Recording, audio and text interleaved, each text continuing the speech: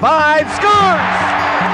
Rick Vaughn. We've decided to get ourselves back in the game again with our podcast. Rick Vaughn, Gary Madden. Probably the craziest story that you're ever going to hear about hockey. We're going to be coming back to you on a regular basis. You are listening to Squid and the Ultimate Leafs Fan. Hello, Canada and hockey fans of the United States and Newfoundland, and an extra big hello to Canadian servicemen overseas. Welcome, everyone. Episode 72 of the Squid and Ultimate Leafs Fan Show. I'm Mike Wilson, the Ultimate Leafs Fan. Joining me, as always, my winger, Ricky Squid Vibes. Squid, how are we keeping, my man? Not too bad, Michael. I haven't golfed in about a week and a half, 2 weeks because of the rain, and the course has been pretty much shut down because it's almost impossible to golf. So, but other than that, I'm doing good. I got to play hockey Friday, 2 games, and that was kind of nice to get out and be able to do that. So, all good. And you get to talk to me. We got a great guest today. And speaking of which, we do, yeah. Our guest today was selected 73rd overall by the Los Angeles Kings in 1980. Enjoyed a 17-year career, spending half of it in L.A., had stops in New York, Edmonton, New Jersey, Chicago, and San Jose. Played 1,127 games, scored 475 goals, 734 assists for 1,209 points, better than a point a game. Pretty impressive. 3 All-Star appearances. Mm-hmm. Represented Canada at the World Championships in 85, which you're a part of that team and we'll get into. Please welcome to the Squid and Ultimate Leafs Fan Show, Bernie Nicholls. First off, Bernie, thanks for joining us. Oh, my pleasure, guys. Nice to see you. Now, listen. How you doing, Bernie? I'm doing good, Ricky. How you doing, bud? Not bad at all. Now, how are you keeping busy this day? You're in the car, so tell us where you're going. I'm actually going to Muskoka Bay, probably my favorite golf course in Ontario. I used to trap with my dad when my dad was alive, and they got some beaver problems over there, so they asked if I could come and get rid of them, so I said I would. Wow, you can do a lot of things then, eh, Bernie? So, Bernie, before we get into your career, your name has come up a few times on the podcast, and while your scoring prowess is always acknowledged, you're also noted for keeping the lads on their toes when on the road. I know you and Squid played the World Championships in 85 together, but he remembered you more for subtracting a few years off his life one day when he went into his hotel bathroom. Yeah, I sure did. That was one of my favorite things to do, and I used to do it all the time in LA, and then when I got to the World Championships, I didn't know anybody there. I knew obviously everybody, but wasn't as close as I was to everybody else. But yeah, I got Squid one time in the bathroom. It was, oh man, was he scared. I scared the hell out of him. Oh God. So explain what you do. Well, normally what I do is I'll just get the roommate. I'm not sure who Squid's roomie was that time, but I just get the room key. After pregame, I'll go in and get in the shower. But there's a tough part. Though, Bertie. I didn't have a roommate there because for some reason, we had an odd number, and I had my own room, and I'm going, how the hell did he get my key? Well, you know what?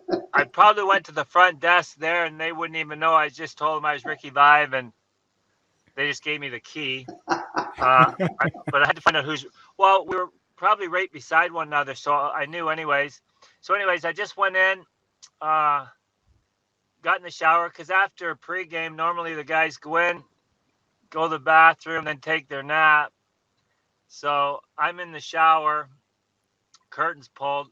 Normally, the toilet's right beside it. Squid sat down, and I ripped that shower curtain out and screamed at him. And oh man, he was like a little kid. I got him good. Oh boy. I swear to God, that probably was the best of all time because I didn't know what to think. I was like, I thought I was going to have a heart attack. Yeah. I mean, I've seen some guys. Marcel Dion fell flat in his ass right off the toilet. Scott Stevens ran out of the bathroom and laid on his bed and started kicking his feet. Like, it's amazing. These big, tough guys, if you get them right, You just never know what to think. Yeah. Now, how did that start? That became your signature move. Did you just make that one up one day, or did somebody get you once? Yeah, no one got me. I don't know how that started, but I always did that, right? Like, probably my favorite all time, and I know Squid's probably heard it, but we were in training camp in Victoria. Pat Quinn's our coach. We got two young French kids in the room beside me, and it's like 12:30 in the morning, and I look over, and their sliding glass doors open. So we're like 5 floors up. I jump over the balcony onto theirs, and I open the sliding glass door, and I crawl in on my hands and feet, my knees. And I'm sneaking right in the middle of their floor, and I look, and there's no one in this one bed here. And I'm thinking, holy shit. And I'm crawling over the foot of the other bed. There's 2 people in the other bed. And I'm thinking, well, 2 French kids, they're lonely. I don't know what the hell's going on, right? So I stand up in the foot of the bed and start screaming. 2 elderly ladies sit up in bed, and they lose their mind, fucking screaming at me. Like, and I go, oh my God. Out the door I go, and they're seeing this guy going out the door. They don't know, or out the window. They don't know where I came from, but I go flying back out the sliding glass doors, jump over the balcony, and get in my room. And oh man, they're screaming, the phone's ringing. All of a sudden, in no time, I hear knocking on the door beside me. They called the cops. They end up leaving that night, and so next day in practice, I tell Mike Murphy, he's our assistant coach, and at breakfast, then Mike comes in. I'm getting dressed. He said, "Look, Pat found out, and he is pissed." And I know you guys all know Pat Quinn, and he was probably my favorite coach. And Pat reminded me of my dad. He was a big burly man, and he may have been the only coach that ever intimidated me, right? And Pat's skating around. He's got a stick upside down. He won't blow a whistle. He's just whacking it against the ice, and paint chips are coming off, and he won't blow the whistle, right? And I go, holy shit. So he blows the whistle, and just, Nicholls, come here. And now I go skating over, and he goes, what the hell did you do? Like, he didn't know it was me, but he knew it was me, right? Like, he just knew it was me. Because all the rooms and stuff, and like the cops, they called him, they got him out of bed at, 1:00 in the morning. And so now I got to tell Pat the story without laughing. And that's not hard because he's got me scared. But then finally he breaks down and starts laughing. But he said he was going to let the cops take me to jail. That's how pissed he was. But like I said, he wasn't 100% sure, but he was. So that's my claim to fame as far as scaring, the one that backfired, I guess, on me. Well, sometimes you got to take the bad with the good, Bernie. So, I mean, that was one of those situations. Wow. Yeah. Well, I can tell you, a few guys have told us about you, and they're still scared of you today. Even if you're on a Zoom call, they're still worried about you jumping out from somewhere. So your legend has got legs on it still. Okay. Yeah, good. So speaking of which, let's go back to the early days. You're from Northern Ontario, Halliburton, West Guildford is where you grew up. Speak to the minor hockey days, leading to playing with the North York Rangers in the Ontario Junior League, and then moving on to Kingston. Yeah. I left home actually when I was 16. I played minor hockey, and my little town, there's 1,500 people. So we were like D division. So I played up every year. I was playing junior D when I was 15, still midget. And so it was actually my cousin, Craig Stamp, was in, where the hell was he? He was just, I can't even think where I played junior. How bad is that? Join the club. Okay, down by London. Oh my God, how bad is that? I played junior B down there, and I got drafted to Kingston. So yeah, I can't believe I just drew a blank there. Well, you played for the North York Rangers. The North York Rangers in the Tier 2 league, and then you went to then you went to Kingston. Yeah.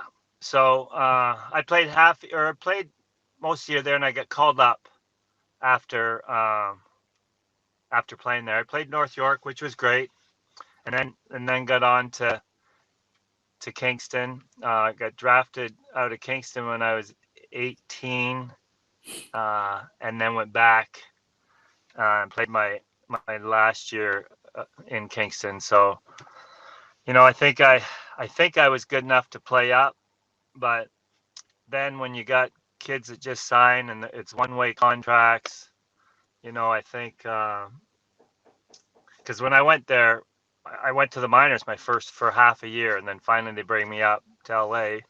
But I mean, you got first round draft choice that they give them the contract back then, and so then other guys that should be there don't get a chance, so they send them to minors, and which worked out all right because I go down there I played like 50 games down there and scored 43 goals. So I guess they figured, well, we better get him back up, and then the rest is kind of history from there. Well, getting drafted in 1980, Squid, that was your era too. So like the draft was much different than it was today. So what kind of talk was there throughout the year that you might get selected? And then when you did get picked, how did you find out? You know what? I think we kind of felt we would, and I don't know if Ricky was the same, because you got agents, right, that are wanting to come and take you out, and they're telling you you're going to get drafted and this and that. So I end up signing with Ricky, Bill Waters. Rick Curran. He was my agent then, but I'm at home, and we didn't go to the draft back then. I don't even know if they had one, Ricky. I don't know if you went. But I'm coming home, and my mom comes running out of the house and said, "You just got drafted by the LA Kings." I grew up in Halliburton. You get Toronto Maple Leafs every Saturday night, and we had 2 channels growing up. Honestly, I didn't even know the LA Kings had a hockey team. So, but it was awesome. I think, as a kid, you just want to get drafted. And for me, it was the Kings, and it worked out really well because other than Marcel Dion, that's all they had there, right? So it worked out well. Well, yeah, mine was during the merger, the WHA in '79, and of course, we had the same thing. We just waited by the phone and got a phone call, and the Vancouver drafted you 5th overall, and it was like, okay.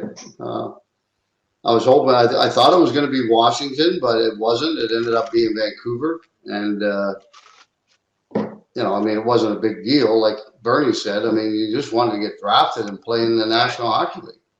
Yeah. Exactly. So it's kind of like, okay, let's go. Let's start working and get at it and see how it works out. Well, Bernie, you ended up in New Haven, as you said. 71 points in 55 games as a rookie, including 3 hat tricks in a row at one point. I'm sure you must have been sitting there and you already alluded that you thought you might have been able to play up. You must have been thinking it's just a matter of time when the call comes to join the big boys. But when that day did happen, take us through that and what happened, and talk about your first game. You had kind of a memorable first shift too, I believe. Yeah, my 3 hat tricks was when I was up in LA, but I was called up one time during the season, and it's dumbfounding sometimes with coaches back then. Like, I went through 9 coaches in LA in my first 9 years, but Parker MacDonald's the coach. We're in LA. We get beat 5-0, and I don't get a shift. And you're thinking, you got a horseshit team, and you're getting beat 5-0. try this kid out. You know, he scored 40 goals in the minors in 50 games. I'm pretty sure he can play. But the first game I actually played was in Calgary at the old Calgary Corral. And Rick, you'll know that place. The boards were like 5 feet tall. But one of my first shifts, Big Jerry Korab, someone hits him from behind into the boards. He's laying on the ice, and I'm looking at someone's banging on the glass. And I come over, and Jerry's teeth are on the ledge of the glass on the dashboard. I went, holy shit. Welcome to the NHL, kid. So, but then I finally got called up. We were on a road trip, and my mom and dad drove down to New Haven. And they just get there. And I get a call. I get called up. And that time it was for good. And so they come down there and turn around and have to go. But they were happy for me. But it was my 9th game. I scored 2 goals. My first one was a shorthanded breakaway goal I scored. And then I went back home, and then I scored 3 hat tricks in 3 straight games at home in LA. So I kind of let them know then, I guess, that, you know, maybe I should be playing here. Well, that's a pretty good indication, I would think. Yeah. If you get 3 hat tricks in a row, I think I should be playing. Yeah. So it worked out really well. Well, so you end up with the Kings. The magic continues. You put up the big numbers in the American Hockey League. You move into the NHL. You keep putting up the numbers. You guys upset the Edmonton Oilers in the first round. Was your head in a swivel while this was going on? You know what? That was such a great series for my first one ever. We had Miracle in Manchester. We're down 5-0. Yep.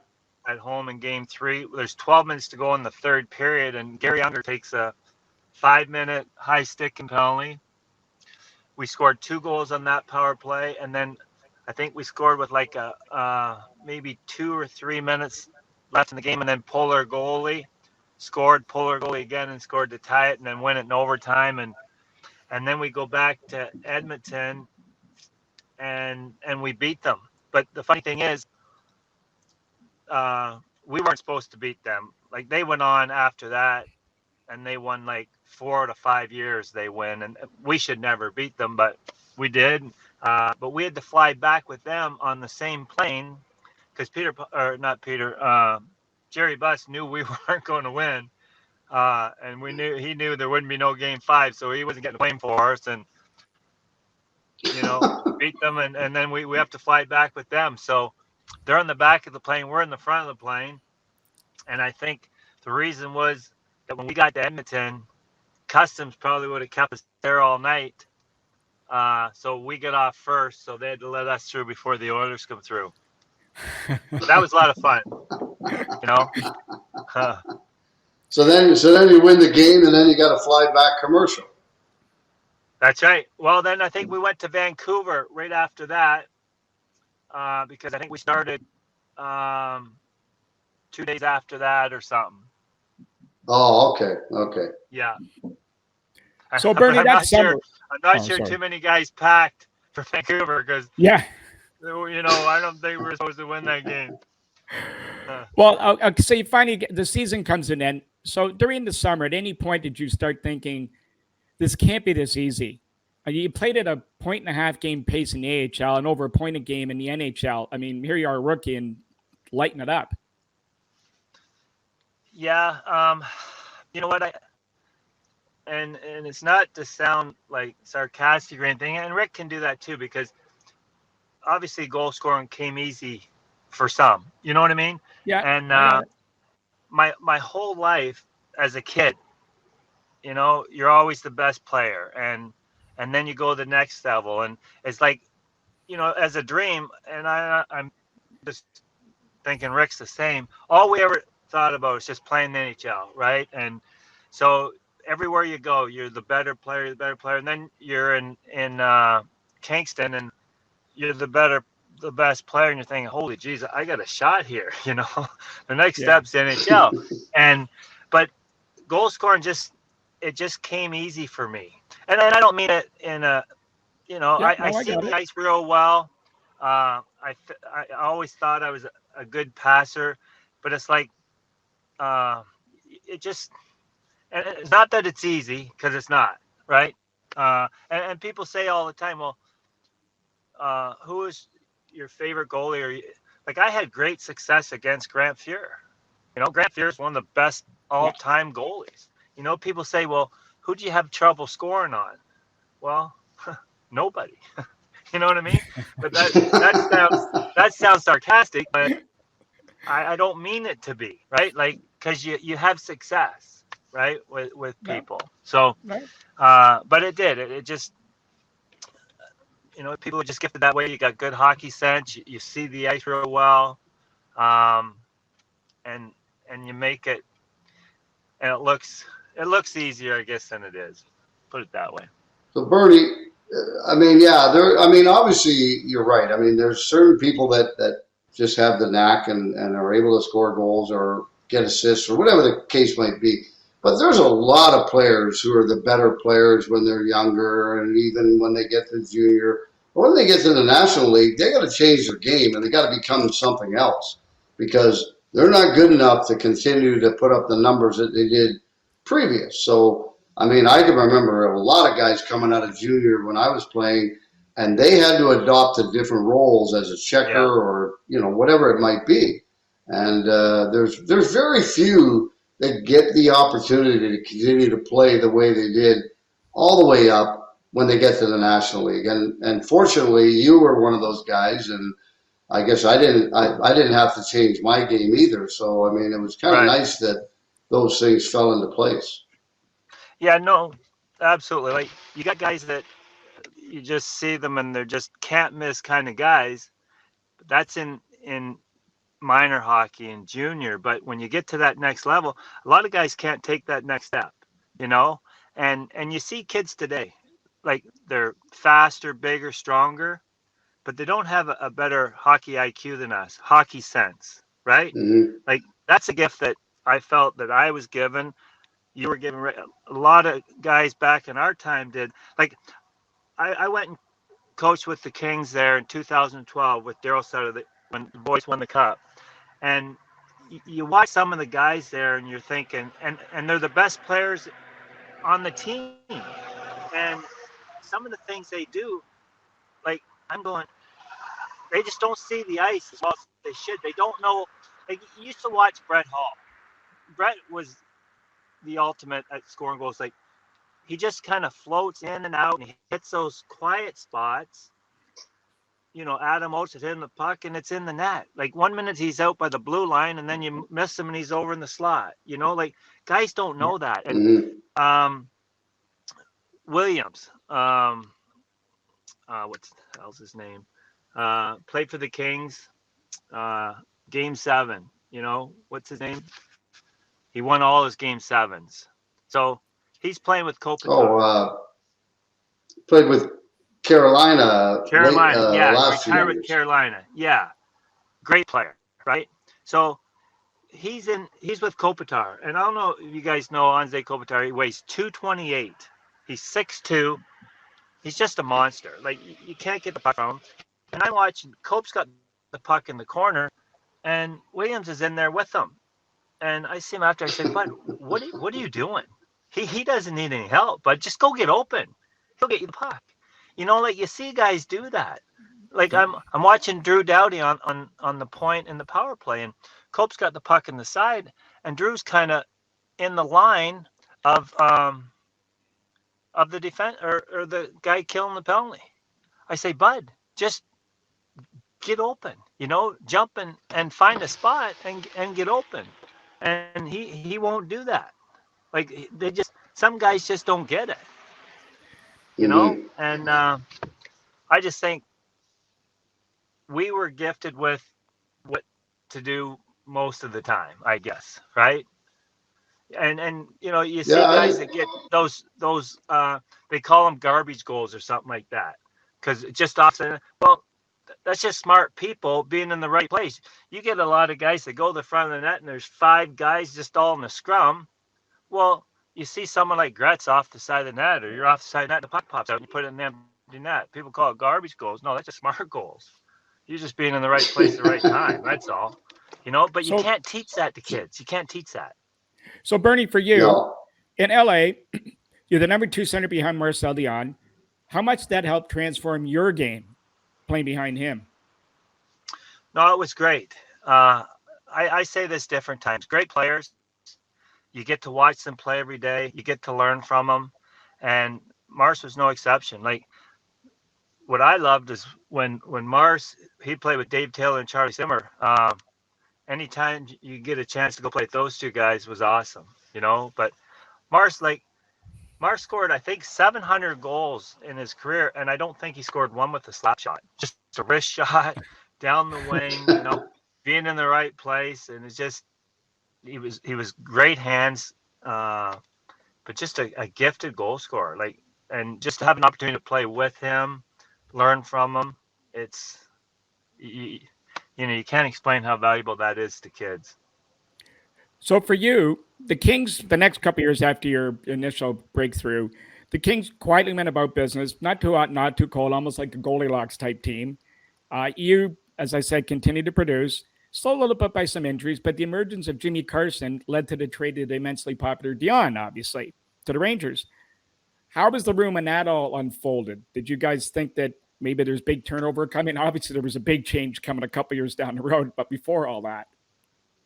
Yeah, I didn't see the Marcel trade coming. Like, obviously with Jimmy, and you can see that Jimmy, that we had good centermen, so to have an opportunity, Mars was kind of at the end of his career too, so to give him an opportunity to go somewhere else, I guess they knew he wouldn't win here right away. Obviously that was before the next big trade, but losing Mars was tough just because he was a good friend, mentor. It was harder on the French kids because you got Luc Robitaille there. Luc and Mars may have lived together, but Mars really helped Luc out too. So it's always tough, when you lose a player like that. But for me, it was more ice time. Got to play with Luc a little bit more, so I was good with it. Well, along with that came ownership changes were coming. What did you know about Bruce MacDonald in '86? He had taken an initial 25% in the team. Became the largest shareholder in '87, eventually buying Jerry Buss out in March of 1988. Well, Bruce was kind of hands-on from the minute he took over. He was in the dressing room a lot, and I'm not sure if you guys have met Bruce or not, but he is an amazing guy. Yeah, just a fun guy, personable. He treated me great the whole time I was there, and just a great owner, players owner. He told me how it went down with Gretz. It was pretty cool, and he did everything for the team. So I can't say enough about Bruce. He was amazing. Well, let's get into that. August 9th, 1988. Not only the fortunes of the Kings would dramatically change, but the game of hockey would also change forever as well. Of course, the Gretzky trade. Why don't you talk about, had you heard anything rumbling about that? And where were you when you heard the news? And how did you take it all? And yeah, from what I remember, there wasn't any real talk about that. But I was golfing, and Jeremy Roenick told me that I heard you just got Wayne Gretzky. And you can imagine what I said. I said, "You out of your mind," But I called Bruce right away because I was really close with Bruce, and he said, "Yeah, we just got him." And I guess they've been talking a little bit, and Gretz was actually in Bruce's office when Peter and Bruce were talking, and Peter was saying something, kind of cutting Gretz up a little bit or something, make the deal, this and that. So Gretz just said, "Do it." So they made the deal, and for LA, for me, it was amazing. For LA, it just turned hockey, right upside down there. It was the place to go. All the celebrities came out. I got to hang with Wayne every day for a year. Like, and I've asked people this before, right? Like, from Edmonton, I said, did Wayne have a guy or whatever that he just hung with? And none of them really had that, but every day I was with Wayne. Every road trip, it was just Wayne and I. Like, it was unbelievable for me, and I don't know why. I'm definitely not complaining. Like, it was unbelievable. Gretz treated me great. So I had the most fun ever, as you can imagine, for a year there. Well, 70 goals and 80 assists later Bernie, for 150 points. You picked the right guy to hang around with. Yeah. But Bernie, what about, obviously it was big that he turned hockey around in LA, where it became more popular, obviously. And then it started to attract all the movie stars and all the A-list actors and that sort of thing.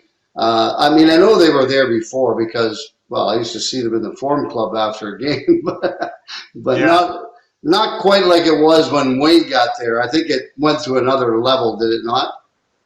No, absolutely, Rick. We had some guys around. Michael J. Fox came a little bit. Tom Hanks was always there. Stallone, Kirk Russell, Goldie Hawn. Like we had them all. When Gretz came, as much as Lakers were the number one in LA, or even the Dodgers, like it was amazing. It was just a place to be. The Forum was just packed every night. Bruce was always great. He'd have celebrities come in. He'd bring them in after games. There's John. John was there all the time. What a man he was. He was so much fun. Kevin Costner. Bruce got Kevin in the room because Bruce does some movies too, right? So, or when the PJ Tour went through Riviera, there'd be golfers there. Stadler was there a lot. Freddie Couples. It was just so much fun to go there. I tell people all the time, like some of the people I seen and hung out with, like Jack Nicholson, he's there, right? Like you just start telling people and they're going, come on. But it was just so much fun to have everybody there. And like I said, we had our 10,000 season seat holders my first few years, and then it's sold out 16,500 every night, and it's just so much fun to play. Like, Ricky, you played in Toronto and you're sold out every night, and it's the place to be, and we finally got that there, and it's a lot of fun to play and when it's sold out like that. Well, I know that a friend of mine was buddies with Tonelli after you left, and he took me down there. We went, and so John said, you got to go to the Forum Club before the game. So we went to the Forum. They got us in. So I'm at the bar, and it was like Oscar night in Hollywood. Yeah. Like the guy who played MacGyver was there. Kurt Russell, Greg Norman was there that night. Jason Bate, Alan Thicke, John Candy was there. And then Bruce MacDonald, this huge table inside the restaurant filled with all A-listers. And then somebody told me after, and in the green room, it looked like the waiting room on the Johnny Carson show or something. Like the stars are in there. And we went in there after the game, and they said the number one job for any girl was the hostess or the dinner hostess at the Forum Dinner Club, because of all the producers and Hollywood actors going through there, you could get discovered. So girls were just fighting to have that job. Yeah, it's like you had the Forum Club, and then you had the press lounge. There were some big time producers there, and there still is, right? Still go to this day. So it's it was pretty cool for us, for sure. So you have your biggest year. As I said to you before, you picked the right guy to hang around with through their 150-point season. Okay, so you made a good selection here, Bernie, coming from West Guildford, Ontario. The following season, you continue your real good scoring, producing at an elite level. You're selected for the All-Star game. You know where I'm going with this, but the night before the game, your life gets changed forever. Again. Yeah. And the funny thing is there too, right? Like I said, I was really close with Bruce. After I signed, and I'll tell you a quick story with that. This is how close I am to Bruce, right? Yep. I just had my 150 points, so my contract was up. So Bruce tells me, he says, look, who's your agent? I told him. He said, well, get rid of your agent, and I'll just, I'll do the deal for you. I said, okay, good enough. So the funny thing is, right, Rogie Vachon is our general manager.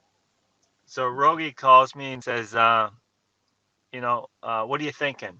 How much? And I said, I want $750 a year for 5 years, right? And Rogie, no. And he's French. No, I can't do that. I can't do that. Bruce would never do that. He says, I can't. Or sorry, he called me in, but it doesn't matter, right? We're talking. And he said, no, Bruce would never go for that. I said, well, Rogie, that's what I want. I think I deserve that. So I want that. He says, okay, well, I'll go talk to Bruce, but I know he won't give it to you, right? So sort of got 2 hours later, Rogie calls me back. He says, okay, look, I went to battle for you. He didn't want to do it, but I talked him into it, right? So I go, oh, my thanks, Rogie. I can't believe you did that for me. Thank you, right? So I talked to Bruce. I wanted to buy a house there, right? And I'm not a businessman, and it was $1 million house. This is an 89. So Bruce said, yeah. He said, do it, because he said, I'll never trade you, right? 3 months later from when I bought it, we're at the All-Star game, and it was actually after the skills competition. I'm leaving, and I run into Mike Vernon. And Mike said, I heard you just got traded. I said, what are you talking about? What do you mean I got traded? I'm not getting traded. So I go look for Bruce. Sure as shit, yeah. Oh, yeah, I just traded in New York. And I go, are you kidding me? Right? So, yeah, that was tough.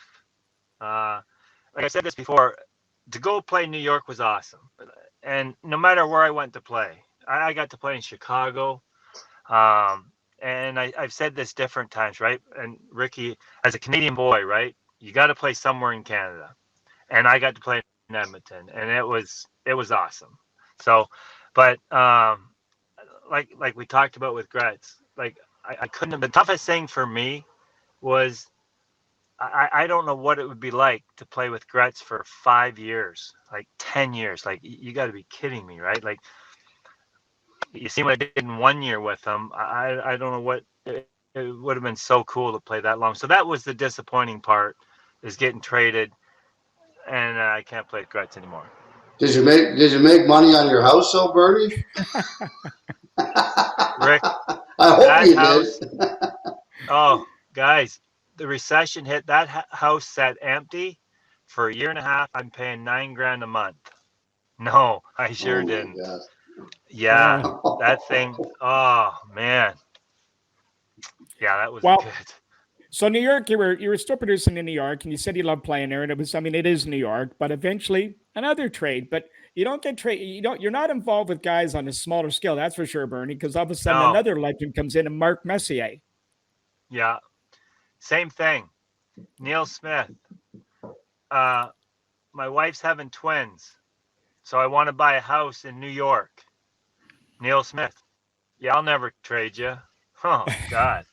So it was like, this was the next year, and Roger Nilsson's my coach, and I love Roger. We just played in Boston, and I get a phone call at 7:30 in the morning, and Roger wants to see me, and I'm thinking, never even dawned on me, right? And we just traded you for Mark Messier, and I'm going, oh God. And that one hurt too, because there's another guy that I would have just loved to have played with. I've said this different time, and Ricky, you probably have someone that you played against. I was a centerman. Mark was a centerman. I had him in LA. He was in Edmonton. We played them, for 10 straight years. We played them all the time. when I'm in New Jersey, he's in New York. My fiercest competitor of all time. I just love Mark, and I would just love to play with him. But here I go to Edmonton now. Funny thing is, my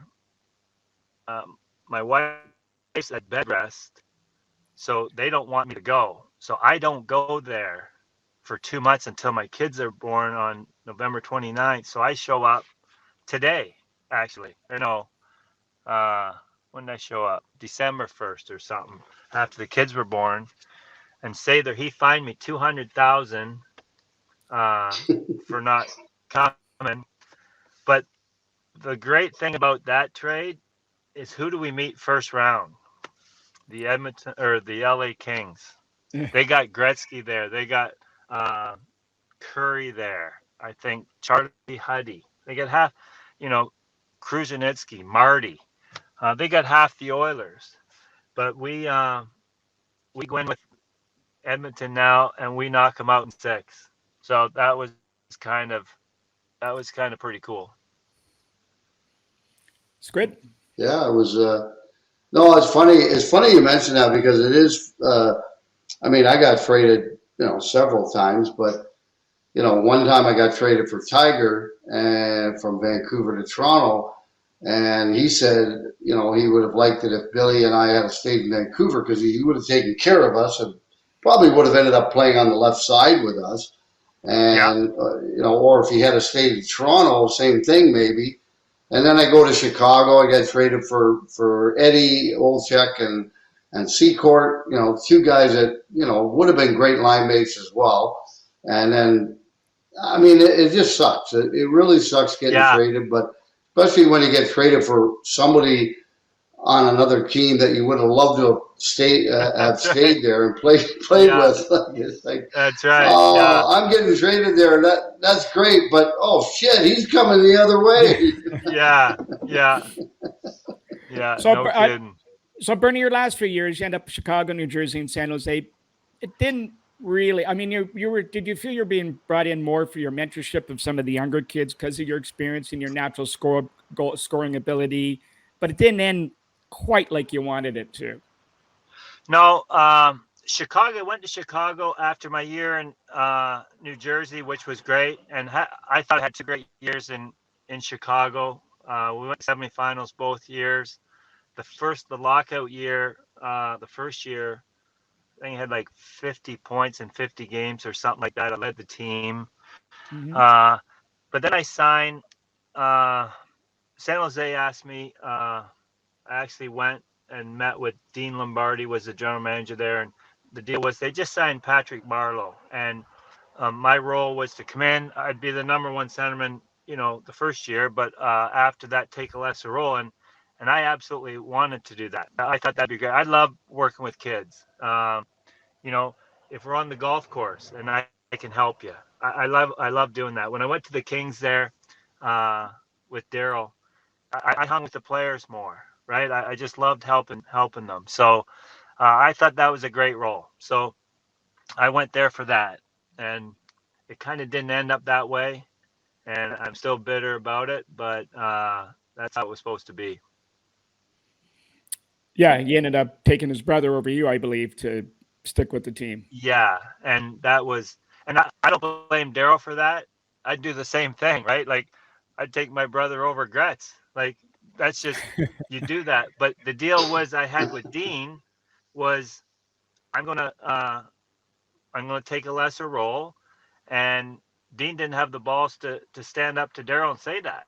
Like, he tells me a year later, we made a mistake there. Well, yeah, exactly. You made a mistake, but you made a mistake because you didn't have the ball stand up to Daryl. You're the general manager, and you didn't do that. So it just pissed me off, and it should never went down that way, because I should have played another couple years, in a lesser role and working with the kids. So that didn't happen, but so be it.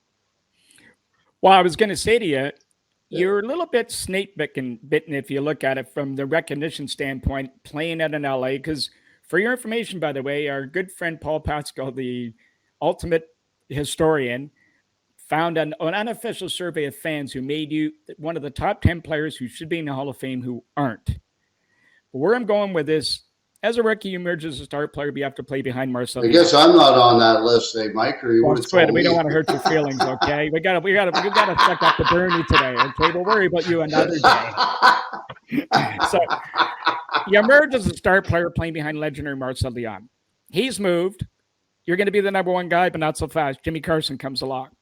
Well, Jimmy Carson gets moved for some guy wearing number 99, who's not only the greatest player of all time, but probably one of the best centers of all time. I mean, even at the 85 World Championships, you got Mario Lemieux and Steve Yzerman in front of you. I'm telling you, That's right. If you'd played in a place like Toronto, there'd be a statue in front of you, in front of Scotiabank Arena, with the numbers you put up. Do you feel a little bit sometimes that maybe I was in hiding somewhere a little too long? Well, you know what? I don't think it's so much playing behind those guys, Gretz anyways, or Mars as far as that goes. I honestly think what hurt me was playing on the West Coast. Yeah. Well, that's what I was getting. Like, for 10 years, because I remember, when the Olympics started coming out, they took kids like Jamie Benn or Jeff Carter. Jeff was out in LA at the time. Patrick Marleau was up in San Jose. No one back here even knew who these guys were, and I think that was my biggest problem, right? Like, you look at some guys that are in the Hall of Fame that played in Toronto, that their stats aren't definitely not better than mine, but they're in there. And you're thinking, well, how can they be in there if I'm not in there? Like I know Ricky scored 50. If he had scored 70 goals playing in Toronto, he'd be in the Hall of Fame the year he retired, right? They'd probably that year. So, you know what I mean? Like, so I don't, I think my biggest problem was I was on the West Coast. And that's not to say that who's in there, that stats aren't as good as mine shouldn't be there, because there's no one in there that I don't think should be there. Let me go that way. I'm not saying that they shouldn't be there. I'm just saying you look at guys that are in there that their stats aren't even as good as mine, never won a cup, but they're not there. And then, you talk about the cup too, right? Because I know there's guys in there that win Stanley Cups that, like, look at the Montreal Canadiens, that the year they lost 6 games or something like that, right? Like, there's guys in there that played on that team that if they weren't even on that team, they're still going to win the cup. But they're in the Hall of Fame because they won 4 Stanley Cups, right? Or something like that. So that's fair. Well, I've always said there's some guys that don't get noticed because of where they played or because of how they played. And there's 2 guys, yourself and the other guy is Steve Larmer, that I have no idea how the hell that you guys are not in the Hall of Fame. You play a career where you're well over a point a game. I mean, to me, it's just mind-boggling, to be quite honest with you. Yeah, Stevie was awesome. I love Stevie. You bet. Yeah. And he won a cup. He won a cup in New York. But yeah, I mean, yeah. And the funny thing about we call him Grandpa. That was his nickname. And he was like an old grandpa. He was a great guy. Sometimes, yeah. But he could be grumpy and just kind of didn't do much. But anyway, he wins a cup. I think he's got another year or 2 left on his contract. And he just says, "I'm retiring." Yeah. Goes back to Peterborough. That's right. Yeah, that's right. And it's like, wow, like, okay. Bernie, we're getting down to, we got a few minutes here, but, you played with him for 7 years. He was obviously an elite player, but playing with Gretzky, you touched on even just the 1 year and a bit. What was one of the first things you noticed about him you didn't know before when you eventually did play with him? Well, I don't know if there's anything I didn't notice. I always say with people with Gretzky, just expect the unexpected, right? Like, I've said this different times. I'd be standing there, there'd be 2 guys beside me, and I'm just kind of like, okay. And then the puck's on your stick, and you're thinking, how the hell did that just happen, right? And that's one thing with Gretzky. You learn really quick that chances are good he's going to get you the puck. because he'd sooner pass and shoot. And that's the thing too, right? With Robbie Ftorek with me, because I would sooner pass and shoot myself. But Robbie gave me a hard time that year. He says he just kept telling me, shoot, shoot, shoot. Like, I think I set the record for Kings that year. Like, I had 460 shots or something stupid like that, right? That year as well. And that was why I was more, and I played with Luc Robitaille. Luc had 50 goals. And I tried to pass to him, but I mean, but that's the thing with Gretz, right? And, one thing I say to people with Gretz that, and maybe he did it to everybody, but I know he did it to me. He'd just come up to me, just by myself. I'd be sitting there, just give you a little tap on your knee pads, right? And just quietly to me, he says, look, I need you tonight, right? And Ricky, like, you can imagine, like, it's Wayne Gretzky, right? You go, holy shit. Like, it was the coolest thing for me. Just a little thing like that. No one knew he did it, but I did. It was just the coolest thing, right? And it's like, you say this all the time. Great players bring the best out of everybody, right? Because you just want to do so well for them.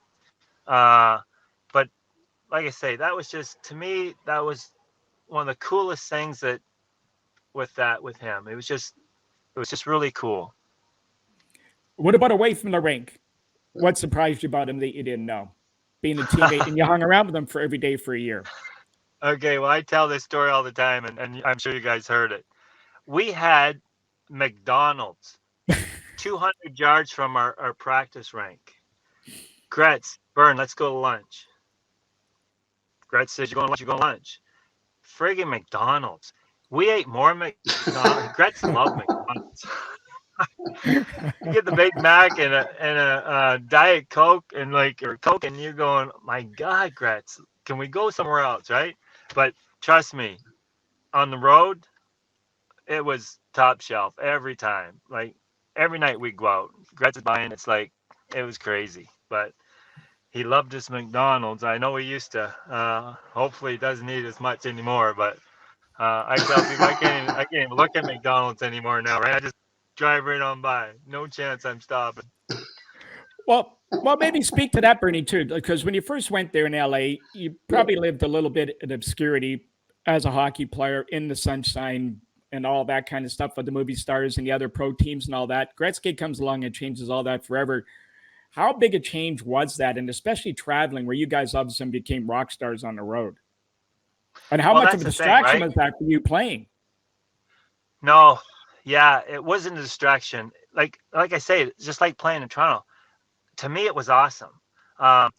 When Gretz came to LA, before he came to LA, we had, I think, 2 reporters, right? Now he comes to LA, and we got 8-10 reporters at every game. We go to the road. Normally, we go there, and it would be not even close to being sold out. Now it's a place to be. Whenever Gretz comes to town, it's a show, and we're sold out every night. We got 10, 15 reporters there. It's a zoo every night, and it was so cool. Yeah, it's funny. I mean, I know a lot of people say, I don't know how the heck you could play when you're playing in the sunshine area like Florida or Arizona or California or whatever. I played in Birmingham, Alabama as a 19-year-old, and I loved it because when things didn't always go the way that you wanted them to, and when they weren't going well, that warm weather gave you the opportunity to go out and do other things, to get your mind away from the game for that particular day or two until your next game. And I'm sure that was probably one of the things for you in LA too, that you could get away from the game of hockey when you needed to. Well, you know what, Ricky? Exactly. And, I remember my first flight into LA coming from West Guilford. You grow up skating on frozen ponds outside. It was awesome. I'm flying in to LA, palm trees, got the Pacific Ocean. But I tell people this all the time. I played in Edmonton. After a game, after practice, it's minus 40. You're starting your truck and you're sitting in the dressing room, seriously, for 20 minutes for that thing to warm up. After practice, the next day, you don't go out. You go straight home, right? I tell people, you come out after a game. Ricky, you've been there in LA. It's 70 degrees. You cruise home. Next day, it's like, kids now in the playoffs. Day off, you go play golf or something. Well, we're at home after practice. I go to the golf course, go to the beach. It's nice. And your body, trust me, your body loves the warm weather. So as tough as it was, now look at all the warm Florida, Tampa. There's 3 teams in California now.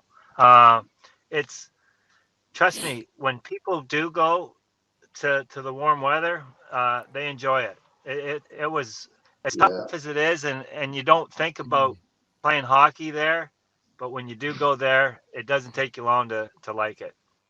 Well, the biggest problem was when we played, there was only one team, and that was LA. That's Everybody else was in the north. Well, see, that's the anomaly of it, because there's only one team. Now you've got teams in Florida, Arizona, LA, San Jose, all that. So there's lots of teams now. So it's a little different. Yeah. A quick story too. The Leafs were coming in, real good friends with Gary Lehman, and And if you know Gary's as white as snow, and he gets a little sun, and he's like and so they come in. I don't know where they were the night before, but I came in after, and there's 2 shuttle buses waiting to go to the Marriott, and I parked behind it. I got a convertible. Gary gives Luke Richardson his equipment or his bag. He says, I'll see you at the rink. And he comes with me. I take him to my golf course, and we're out playing. We played probably about 14, 15 holes, and then we had to scoot back in and go to the game. Well, Gary, he it looks like he's been in the sun for 3 days. He looks like a stop sign, right? Because it's so hot, and he's so pale to begin with. And we're skating around warm up, and my guys know, right? And but I think we beat you guys like 3-2 or something. I had a goal or 2, and Gary had 1, so we played well. We probably played guilty, but it was fun, and guys love coming to LA to play us for sure. Yeah, no question about that. Now, let's the teammate who carried himself best on and off the ice for you. The term to use today is a good pro. Good pro. I've said this different times. If I could play with one guy, obviously Gretz was the one guy. If I could play with one guy my whole career, it was Chris Chelios. And for anybody who knows Chris, he could probably play today, and he's 60 years old. But Chris worked harder than anybody on the ice. He played hard off the ice. But one thing about Chris, he played hard off the ice. He was first guy on the ice the next day and the last guy off. We used to work out in the sauna. We'd do push-ups, sit-ups in the sauna, worked out in the sauna. I got 9 stitches in my ear in practice from Charlie. No one worked harder. No one was more dedicated. I know he wanted to play 60 minutes a whole game, and I think in his prime, and I think he could have done it if he had ever had a coach that would let him, but he was the ultimate professional to me. Who was the best chirper you ever played against on the ice? Best. Oh God, Who was it? Yeah, that's the problem, right? You had so many guys. We had Kenny Baumgartner on our team. I don't know if you remember Kenny. Yeah. Harvard grad. Yeah. But tough, and he had a little bit of a twitch. And Daddy's home, boys. And oh God, Kenny would go. A lot of guys would just chirp at you, But what about most some of the coaches? Some of the coaches, you must have gone against Sather a lot playing in LA, and even Scotty Bowman. Sather was awesome. He yelled at me one night because I kept running that Ruotsalainen, that they're good defenseman. But he would chirp a little bit. Dan Maloney, God bless Dan. He chirped at me one night. We're playing Winnipeg and Kite. There's a bit of a scrum in front of their bench, and Big Kite got a hold of me. And Dan's yelling at him to hit me. I'm holding on to him. He didn't. Thank God he didn't. But Dan's yelling, I hated coaches that would yell at players. I don't like that. Like Daryl Sutter would never yell at his players or yell at the other teams, but he would yell at his players enough. But yeah, I Squid, wasn't big on coaching. you had a few. Yeah. Well, I mean, I hated coaches that yelled at players on the other team as well. I know Slats, he used to yell at me all the time when we played Edmonton. And by the way, Danny used to yell at me all the time too, but I was on his team. Yeah. So, but I was the same way. I don't, I just hated coaches. Like, if you couldn't go out there and put the gear on and do something about it, you shouldn't be chirping at players on the other team. Yeah. That's the way I looked at it. And then when I got into coaching, I took that really, really seriously, and I never said a word to one player on another team while I was coaching. And it's just, it's not right. I mean, if you can't go out and take care of it, then don't keep your mouth shut. No. Yeah. Is the way I look at it. Yeah. Now, Bernie, I want a couple final questions here for you. We know that you love to prank guys, but who were some of the other pranksters that you played with that could sort of, be at the same level as you and maybe some of the guys they got? Now, who could be on the same level as him? Come on. Well, there's a few. Doug Gilmore. He was on another level of his own. Well, that's pretty good, yeah. But Gilmore was pretty good. There was a lot of guys, Domi was another one we always hear about, and there's a number of guys whose names always pop up. Yeah, you know Mark what? The best prank I ever heard, and you guys probably heard it, Jeremy Roenick played on those kids. Yeah. Oh, yeah. Arizona. Oh my God. That one just, there's one that could have went south in a hurry, right? And I played with JR, and I love JR too. Brad May could do some stuff. But and you love it, right? Like, I love hearing the stories from other people that do it because I did it. So you always like to hear. I didn't have too many more. I had a couple followers with me that would kind of help me out a little bit. Phil Sykes would kind of want to help me out sometimes, but I was kind of, everywhere I went, I was kind of the lead dog there. Squid, final one for Bernie before we let him go. He's got some beavers to catch. No, you got to go catch some. What else is new? Yeah. Yeah. No pun intended. Yes. Yeah. No, I always love watching Bernie play when we played against him and stuff. And it's funny. I always wanted to play in a warm climate. Like when the team was in LA, I always said, like, oh God, would I ever love to come out here and play? Yeah. And I never got that opportunity. And, but it would have been so nice to play there, especially when, Bernie was there. And then when Gretzky came, and would have been like, oh, wow, this would have been, well, I don't even know how many goals I would have scored playing with those guys. Wow, you would have loved it, Ricky. Yeah. Oh, you'd hit 50 in a heartbeat, I'll tell you that. Yeah. Well, Bernie, you want to thank the only downside, Bernie, was a practice rink at Culver City. Wow. Oh, terrible, bud, wasn't it? It was. But you know what, Ricky? If that was the worst of your problems, if you're playing with Gretz, you'd be all right with it. Playing in the warm weather, that's true. You can handle Culver City too. Yeah. I think you could squeeze that one into your daily itinerary.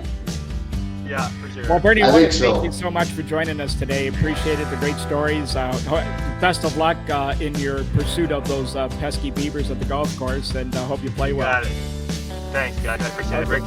Oh.